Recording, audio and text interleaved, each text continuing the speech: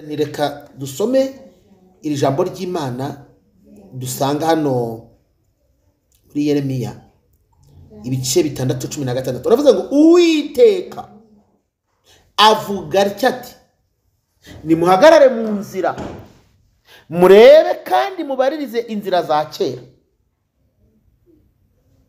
aho inzira nziza iri aba ariyo munyuramo, niho muzabona uburuhukiro mu mitima yanyu.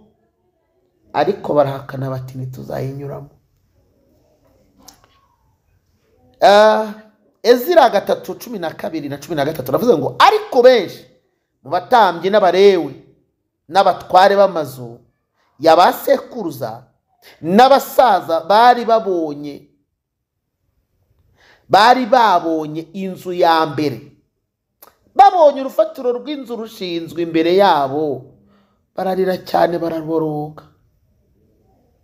Abandi benshi barasakuza cyane bishima, bituma abantu batabasha gutandukanya ijwi ry'ibyishimo by'abantu n'ijwi ryo kurira kwabo, kuko abantu basakuzaga amajwi arenga urusaku rukagera kuri. Rero ngufitiye ijambo rivuga ngo ibiriho none ni uruvange, birasaba kongera kwisubiramo bundi bushya. Ibintu biriho none ni uruvange, birasaba kongera kwisubiramo ku rwego umuntu wese amenya urufatiro yubatseho, akavuga ati nuru ngewe ndwubatseho. Kuko nasomye ijambo ry'Imana mu Bakorinto, ndumva ari Abikorinto ba mbere mu bice 12 uhereye mu murongo wa 4, hari amagambo ngo icyakora ngo hariho impano z'uburyo bwinshi, ariko umwuka n'umwe. Hariho impano ngo z'uburyo bwinshi, ariko umwuka n'umwe. Ariko wareba impano z'uburyo bwinshi buriho none, zikavuga kweri ko ku mwuka n'umwe, ugasanga ntago ari umwe da, ugasanga ntago ari umwe. Ko niba umwe afite umwuka utuma abantu bacira inkonda, undi akaba afite umwuka utuma abantu bikubita hasi no kwikontorora bikananirana, undi akaba afite umwuka wera w'umusirimu ukubwira ngo icyaha n'ikibi no kuwuzura, ukabona umuntu ni umusirimu agatangira kwimunya, ariko ukabona hari ukundi kuntu yinjiye mu yindi rezo. Ariko Bibiliya abantu bakwiye kugenzura. Bibiliya rero yavuze ngo Uwiteka avuga ati nimuhagarare mu nzira murebe. Ijambo ryitwa kureba ni ikintu cyitwa kwitegereza nta burangare. Ikintu cy'uburangare bumaze kutwataka ku rwego nabo twatekerezagamo ko badafite uburangare bwamaze kubafekta. Wibaza umuntu mukuru ni uwuhe warera undi? Muhagarare mu nzira murebe, murebe. Ijambo rya mbere murebe, murebe ku kirere, murebe ibikorwa, murebe abantu n'imbuto zabo, murebe. Ariko Imana idufashe, Imana idutabare, murebe. Niryo rya mbere. Kabiri, kandi mubaririze inzira za kera. Bantu b'Imana, hari igihe iyo umuntu avuze ngo mubaririze inzira za kera, dufite abantu bamaze guhangwaho n'umwuka kubwira ngo ibyo bintu ngo byo muri analoge, ibyo bintu ngo byo muri antikite, ibyo bintu ngo bya kera ngo byari birimo ubujiji bwinshi, ngo isi ya none ni iy'ikoranabuhanga, ngo ni isi digitale, ngo ntabwo ngo ibintu ngo bya kera byakongera kubaho. Ese ubundi abantu bari muri digitali ntabwo bagendana na Yesu. Kandi Bibiliya yarambwiye ngo Kristo uko yari ari ejo n'uyu munsi dore niko ari, kandi niko azahora iteka. Imana ishimwe. Ntabwo ahinduka, ntabwo ahindurwa n'umuyaga, ntabwo ahindurwa n'igicu kibuditse, ntabwo ahindurwa n'iterabwoba. Niko umuririmbyi yavuze, yaravuze ngo naho imirima yarumba singira icyo soroma, naho napfusha amatungo aramazi. Yesu aramaza. Hari abantu basogongeye kuri Yesu no mu makuba yabo bizera ko Yesu abahagije, no mu bihe bagoswe n'ibinyembaraga byinshi, imbaraga z'Imana baba bumva zigihari, amajwi y'iterabwoba ari menshi, bizera ubutabazi no ku mwuka wa nyuma, kubera yuko ni Imana ibeshaho kandi izura n'abapfuye. Imana ishimwe. Yesu yigeze abibwira abashiki ba Lazaro, arababwira ngo nigiye kuzuka n'ubugingo, unyizera aho yaba yarapfuye azongera abeho. Ni ijambo rivuze ngo umuntu w'Imana akwiye kwizera, naho yaba ari mu bihe bikomeye, naho yaba ari mu busharire, naho yaba ari mu bihe bibishye, akwiye kwizera ko Imana avugana nayo atari bayari, ko ibikomeye ijya ibyoroshya. Ari Imana izura, ari Imana izura. Haravuga ngo nimurebe, nimurebe, amaso yanyu nimuyarinde kureba, nimurebe, nimurebe, murebe ku bantu muri kumwe nabo, murebe mbere yuko muza kubumva no kugira ikindi mukora. Nimubarebe, nimubarebe. Abaza bagusanga bakubwira ko ari bagenzi bawe mu mwuka, barebe. Abakubwira ko nabari abarokore, barebe. Abakubwira ko nabo bakijijwe nkawe, barebe. Ntabwo bihagije kukubwira, barebe, reba, barebe, bitegereze, wigendera ku marangamutima. Oya, barebe. Amaso yawe narebe, amaso areba yawe narebe, amaso y'umwuka areba narebe, amaso areba akabona narebe. Ibihe birabishye, itorero ry'Imana, ibihe birasharira, yemwe barokore. Amaso narebe, amaso narebe. Hanyuma hageze hepfo aravuga ngo kandi mubaririze inzira za kera, mubaririze inzira za kera. Umuntu wa kera yabagaho ate? Umuntu wuzuye umwuka yarangwaga n'iki? Umuntu ukijijwe yarangwaga n'iki? Kubera iki umuntu ukijijwe none ari indyarya? Kuki akizwa akaba n'interenganya? Kuki yambaye ikote ry'agakiza ariko akaba ari n'umwesikoro? Kubera iki yitwa umurokore kandi akiba? Kuki agaragara nk'umurokore agasambana? Kuki ahemuka? Kuki atagira ukuri? Kubera iki yitwa umuyobozi uyobora abandi udashobora kuvuga ukuri nk'uko kuri mu mutima we?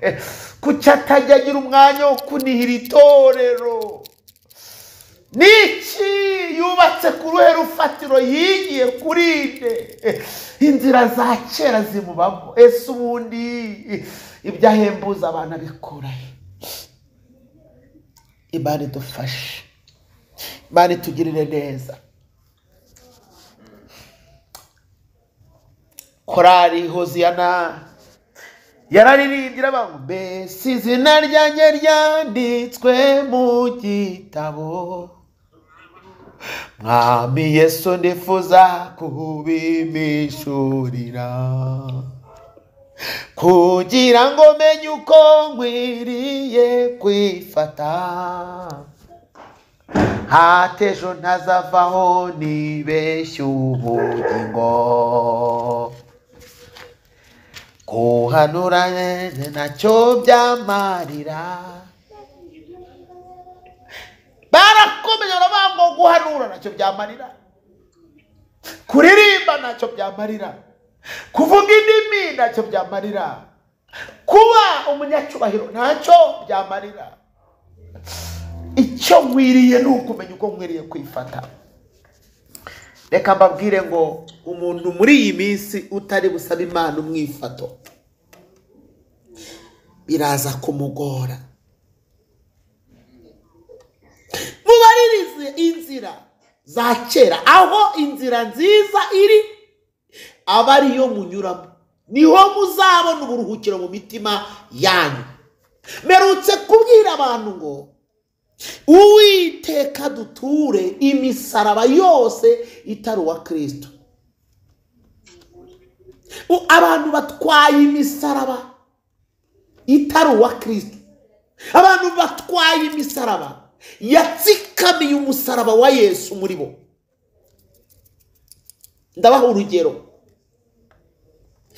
Iyo ufite ibibazo, kandi reka mbabwire ngo ibibazo dufite, njyewe nigeze rimwe nerekwa mbona ibintu by'ibibazo bije binyirundaho. Murabona kwa kundi inzuki zigwa ku mutiba cyangwa mu muzinga w'inzuki nyine. Mbona ni ibibazo bijya kuba bimwe ariko bije nk'inzuki biturutse mu mpande zitandukanye. Fata umwanya ndabisengera ndongera ndabisengera, ariko kugira ngo menye neza ko bya bintu ntabyibeshyeho, nagiye sogongera ku dusigisigi twabyo. Aho nshatse kukubwira iki? Nshatse kukubwira ngo ibintu tunyuramo, ibyo bibazo dufite, iyo ntambara ufite, urwo rugamba ufite, ndagira ngo nkubwire ngo ni umutwaro Satani yazanye kugira ngo ugutsikamire, umwanya wawe n'ubusabane bwawe n'Imana bibe bikeya. Byakubereye umusaraba, niyo uri kwirukana ntabwo ubona umwanya wo kubwira Imana ngo niseguye amaboko yawe Yesu we, singitinya nisunze umukiza ukomeye. Ipfukamye kugira ngo wumve ko iyi misaraba itari uwa Kristo igoye, ugitangira gupfukama. Urugero, none se ufite abantu bari kukuroga,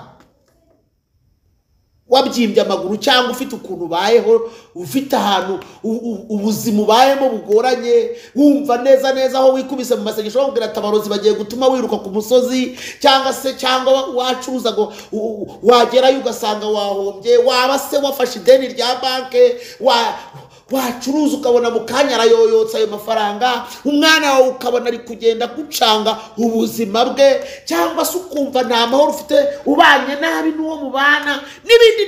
Izo ntambara zose uko zigenda zikariha, zihinduka imisaraba, zigatsikamira umusaraba wa Kristo. Iyo upfukamye kubera ukuntu amaganya, uhita utangira ukavuga iyo misaraba mu cyimbo cyo kuvuga ati Yesu uri inshuti yanjye. Tagira uti nirukanye imbaraga z'abampiga, tinirukanye imbaraga z'abashaka kunsaza, tinirukanye imbaraga z'amadeni, tinirukanye imbaraga z'ibibazo, tinirukanye. Urumva iyo misaraba se ibitasimbuye wa Yesu?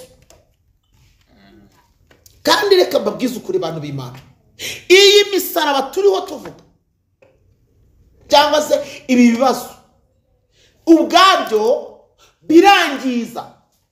birangiza ku rwego n'umwanya wo gusenga ubura, cyangwa se umwanya wo kwibwira Imana, wibwira uti maze iminsi ndaswa, ndumva nkeneye gusabana nawe, ndifuza ko ungirira neza.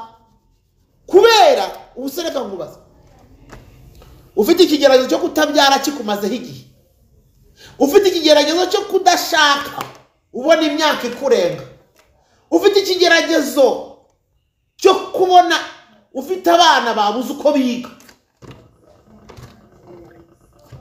uwo musaraba ugira ngo ubwawo watuma ushobora kubwira Imana ngo ubugingo bwanjye ngo busabane nawe. Iyo upfukamye uhita uvuga ati nta kindi mfite, ntabwo ngihumeka neza kubera abana batiga. Mana we, twavuganye ko nazaguhemukira, ariko imyaka ngize ntabona umugabo iranyemeza ko ngiye noneho gutsindwa, ndabona ndi butsindwe nabi.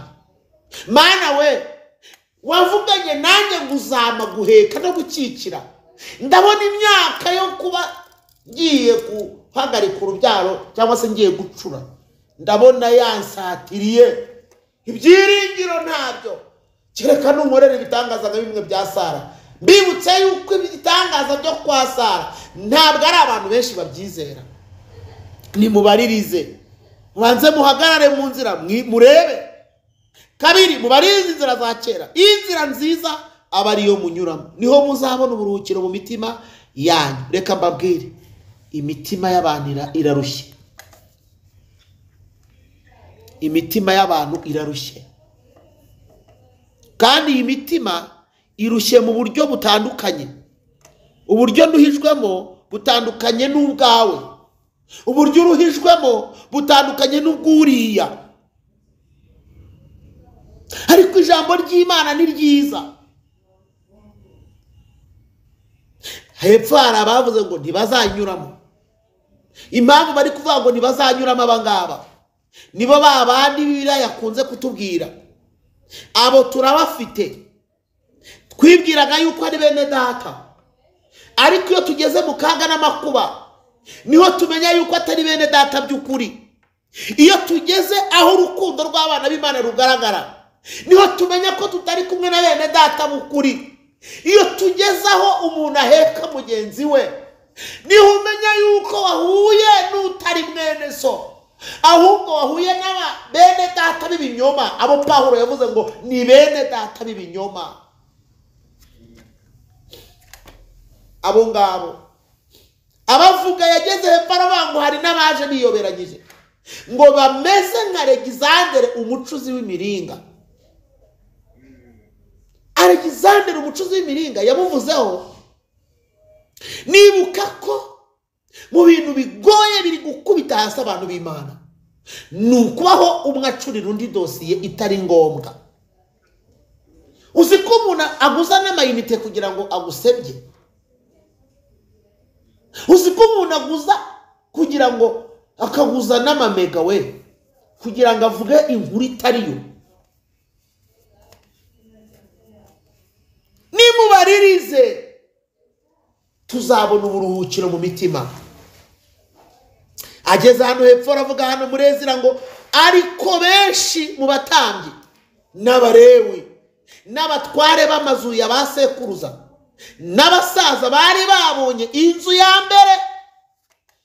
ya mbere mu nkurikire cyane tuganireho gatoya, babonye urufatiro rw'inzu rushinzwe imbere yabo bararira cyane baboroga. Turi ku ijambo rivuga ngo ibiriho none ni uruvange, birasaba gushishoza, birasaba benanoma reshofayi biniwe, birasaba gushishoza. Ngo aba basaza iyo ugiye no muri Ezekiyeli urababona ngo babonye iyo nyubako bararira, bene data ngo bararira, ngo hariho abasore bari kwiterera hejuru. Mbibutse yuko Uwiteka Imana ngo yari yaribagiranye mu gihugu, igihugu kimaze imyaka 22 kiramya Bayali na Shera. Abantu baravuye mu buntu bw'Imana, abantu baramya ibigirwamana. Ngo aba basaza bareba ukuntu abantu bari gusingiza Bayali na Shera, ngo bararira, baraboroga. Ngo bahamagara ba basore barababwira ngo yaba mwari muzi izo mbaraga muri kuramya izo arizo, barababwira ngo mwabana mwe musigeho, ubu mutubona dufite Imana twahoranye nayo, twahoranye Imana yadukuye muri Egiputa, twahoranye Imana yasatuyemo inyanja, twahoranye Imana yaduhaye manu mu buzima bwo mu butayu, turarya ntabwo twaguye mu butayu. Twahoranye Imana. Barababwira ngo mwabana mwe nimusigeho, twahoranye Imana yadukijije inzoka z'ubusabwe, twahoranye Imana yaduhaga inkingi y'igicu n'iy'umuriro nijoro ikatujya imbere ntituyobe, twahoranye Imana yaduhaga amakuru, twahoranye Imana yadukundaga, twahoranye Imana yitwa Umuremyi. Ubu nimuze kubona abarokore bari badufataho ijambo, nimuze kubona abarokore isi yaradufasheho ijambo, twahoranye Imana, twahoranye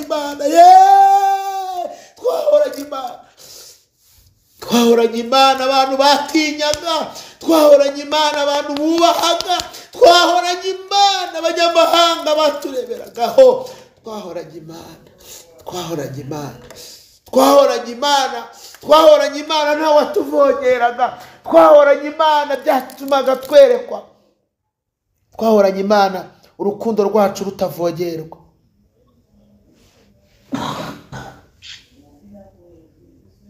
Twahoranye Imana nta watwiyoberanyagaho, twahoranye Imana abanyamahanga bari bazi ko turi abantu b'Imana, twahoranye Imana ku rwego nta muntu washidikanyaga ko turi abagenzi bajya mu ijuru, twahoranye Imana ku rwego niyo umuntu yagushyiraga mu kazi ke yabaga azi ko ashyize mu muntu w'inyangamugayo, twahoranye Imana ku buryo umuntu yabonaga mwene se akamukunda urukundo rutavangiye, twahoranye Imana ku buryo ingo zacu zari ibyitegererezo, twahoranye Imana ku rwego twanihiraga ibizira bikorwa, twahoranye Imana ku rwego nta wishimaga hejuru ya mwene se kubera akabara amakuba, twahoranye Imana abanyamahanga batinyaga, nta muntu wazaga mu cyumba yitwaje uko yiboneye, umuntu wese yarazaga akaza atinya yikandagira avuga ati Imana y'abarokore iraje ingaragaze, umuntu ntabwo yabanaga ibyaha. Twahoranye Imana mubaririza inzira, ko baravuga ati ni ukuri nimushake nimwongere kwishima ahubwo murire, ngo bamwe barishima abandi bararira, ngo abantu bananirwa gutandukanya amajwi y'ibyishimo by'abantu ngo n'ijwi ryo kurira kwabo. Nibyo bihe tusohoyemo, abantu barasimbuka bagasimbuka bati twabonye Imana, abandi bazi Imana y'Abaheburayo, bazi Imana twahoranye, bakarira bakaboroga bati ayiwe Uwiteka uturengere, ntiwemere dukorwa n'isoni. Twahoranye Imana baroko, twahoranye Imana ku rwego nta watuvogeraga, tuvogewe ubu ngubu, tuvogewe vuba. Twahoranye Imana ku buryo nta muntu watwisukiraga, batwisukiye vuba.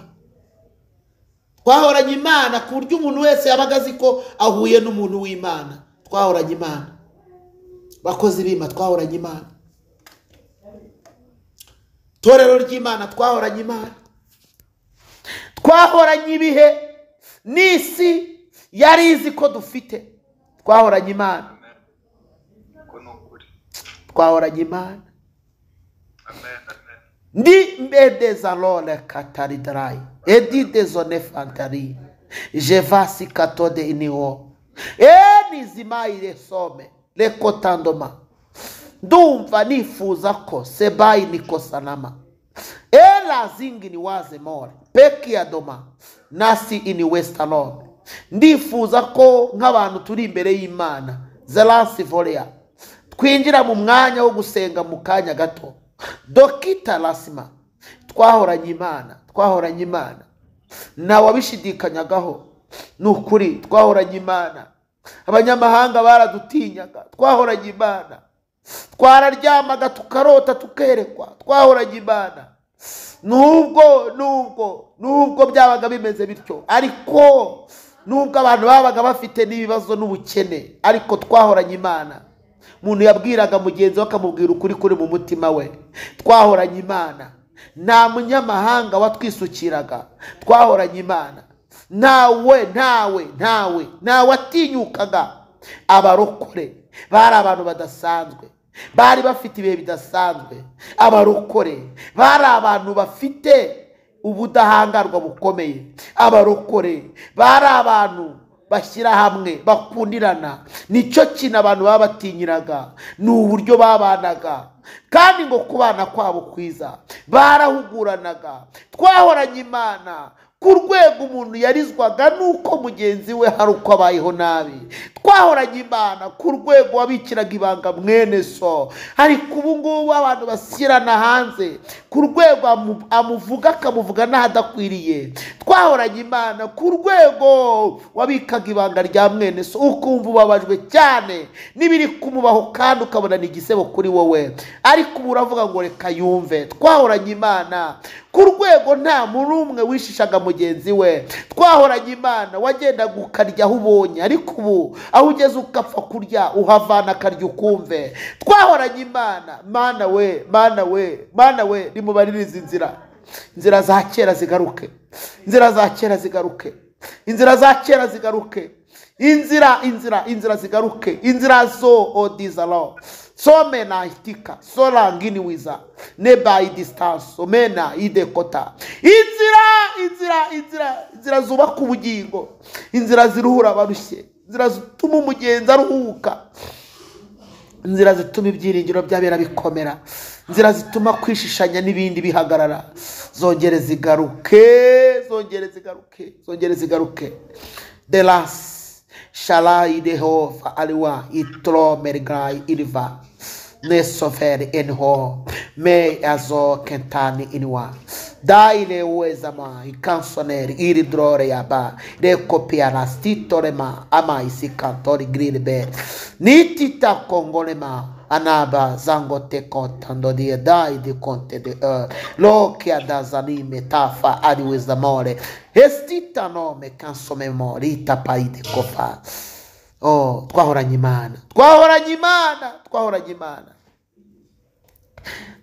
Imana bidashidikanywaho. Twahoranye Imana byari bizwi. Twahoranye Imana torero ry'Imana. Ndifuza ko sepike love kandore ya patedo ikafokama de borangaria dotalima nasikine hereferi izabozanga titorere ivazo konte ya bitano. Ndifuza ko twinjira mu mwanya wo gusenga. Shalandi beriara neko titalo peria bandora oma kitando kezeni mastefa.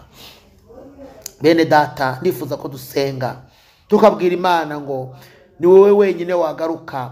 Inzira za kera zigaruke muri twe. Inzira za kera turazikeneye. Wongere utwubake mu budahangarwa. Tugarurira agaciro nk'abantu babanye nawe. Tugarurira ubudahangarwa bwawe Kristo. Izina ryawe ntirisebe duhari. Imana yacu yubahwe haba ku manywa na nijoro. Abantu b'Imana bajyeho ikimenyetso n'ubudahangarwa. Ubwami bw'Imana butwarire mu mitima y'abantu b'Imana. Imana ikubake inakubakire. Imana ikugote ditalome defoma delangonia jenisti denema fike jobe ezibidenom. Imana ikuzuza imbaraga zituma abadayimoni batakuvogera. Imana igushireho ubudahangarwa n'isi bibone. Imana igushireho ikimenyetso gituma nawe ukwitiranya. Mwuka w'Imana guhishurire shelebo langitalo weke tedi yara sime zone vaya ditonema nikasoke de zone edrome kanfo eja baza kuka singi ni magai bikato ivaza poselome enima de kote taideva ilelesa ninifa ndikumva ijwi rimbwira ngo hari ikafo kema, hari imbaraga z'Imana zigiye gukorera mu bantu b'Imana, hari ugukora kw'Imana kugiye kugaragara mu buryo budasanzwe, hari ukwigaragaza Imana igiye kwigaragaza jenera zini tomenefa, kuko ijwi riri kuvuga ngo umugenzi nyamugenzi hagiye guhabwa ibihamya, hagiye guhabwa imbaraga, hagiye guhabwa ubwunganizi, kandi abakomerekeye ku rugamba nibakomere bagiye guhabwa ubwungo kugira ngo bakomeze urugendo. Stitala la salome keto de debe jande toteri de zone faria de colania ndakumva mwami pede zone sharia bazalo eria doke sanome pita doria bas. Imana himbazwe, Imana himbazwe. Sotitala de totaria razema meli kasobe hedia bakosa. Ndikumva hari ibintu bigomba gucika, hari ukwiyoberanya ko abadayimoni kugomba gucika ku bantu b'Imana, hari umwuka w'ikuzimu, hari imbaraga z'imahano z'icirirano, abantu benshi bagiye binjira, hari izindi zavuye mu barungi zirimo kugenda zivanga ibihe byiza by'Imana. Abantu bacaniye ibicaniro bya Bayali, abantu bubatse ibigirwamana, ariko Uwiteka yigaragaza yitamurure nk'uko yitamuriye mu nkingi y'igicu no mu nkingi y'umuriro, akitegereza ingabo z'Abanyegiputa zigacikamo igikuba. Ndinginga ijuru ngo rice igikuba muri ubwo butware bw'umwijima, rice igikuba muri abo biyoberanya, rice igikuba mu bitavuga Imana, rice igikuba imbere y'ubutware bwa Bayali. Ababayali bamware, Imana imwazi bitava ku Mana, ibitangaza bitava ku Mana, ibitangaza by'abadayimoni, ibitangaza byiyoberanya, ibitangaza biyobya, ibitangaza bigusha, ibitangaza byica ubugingo, ibitangaza bidahembura, ibitangaza bibabaza abasenga, ibitangaza bitwambika icyasha, ibitangaza bituma abantu batwitiranya, ibitangaza by'umwijima, ibitangaza bigusha abagore mu bishuko, ibitangaza byica abakobwa bacu, ibitangaza bituma abantu bacira inkonda bakaruma indimi bakadedola la peto. Shedide dola vinga ide kosapi ya nema kafo di benikoti de bo jaya sinima ni masipa revo belangi ni wazi bini drum resha ayasima ndakumva mwana heni ni masikuwa za ibinema ha lelasiko lelema nevavoza bakika solangi ya bakokota. Hari abantu turi kuvugana bari kunyumva, ni kumva ijwi rimbwira ngo bagiye kuvugururwa, bagiye guhabwa imbaraga nshya, bagiye guhabwa ibihe bishya, kandi bagiye gukorwa ku maso kugira ngo bamenye ibihe no kubitandukanya. Selori ya dadrive po shome pestalome yaba nori ya datotanderebe. Karame mwami wanje ndakumva niste dome kefavo mozi alansinima nitite samone enitakanso hane lansi gini we lasha bize mole gampo mestafo elita kokola inzi ngini stakofoa ajabize moke atatole dezevaya ajababa zangore kete yabao iva sapote yama nite zode gini vere gori ya rasima. Hari abantu bagiye guhabwa icyo bita inkomezi zivuye ku Mana, hari abantu bagiye kwakira support ivuye mu ijuru, hari abantu Imana igiye guhagararaho, hari abantu Imana ihumurije, hari abantu Imana irinze guhungabana, hari abantu Imana ihaye ibyangombwa n'uburenganzira, hari abantu Imana ifunze amarembo y'ibyabahigaga kugira ngo bongere bagire ituze n'ihumure. Stabine stanso le coligeria badonema. Nimwongere mubaririze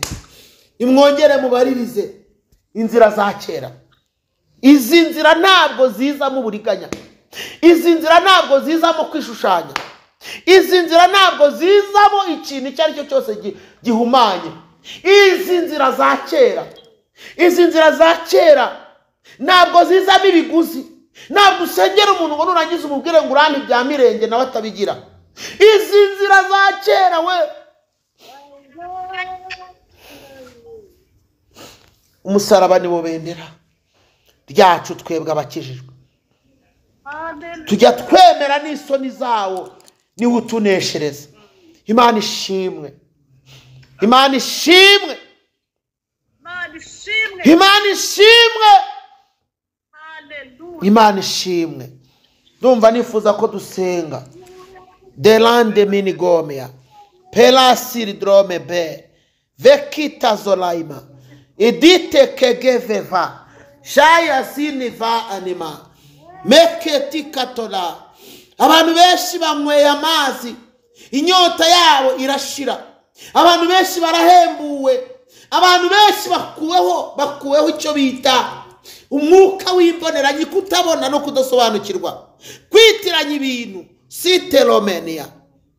Ndagira ngo dusenge.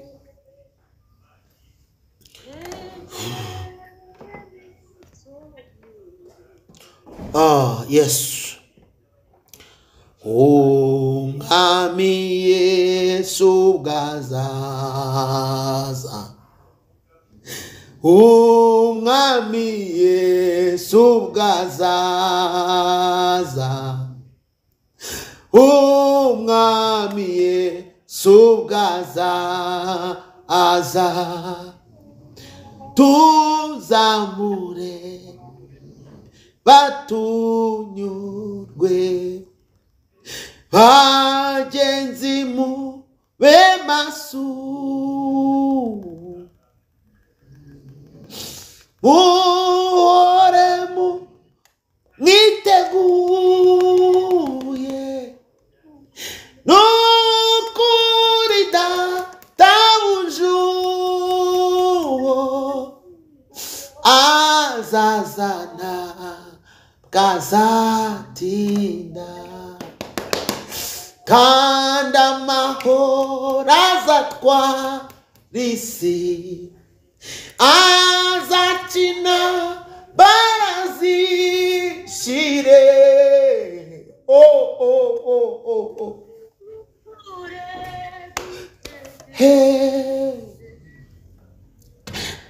Dasikari gandori de dome perideva sinromeniara te korigambolea eva fofas makai de blome tantari iriponea mekansu mekeri ivase mata.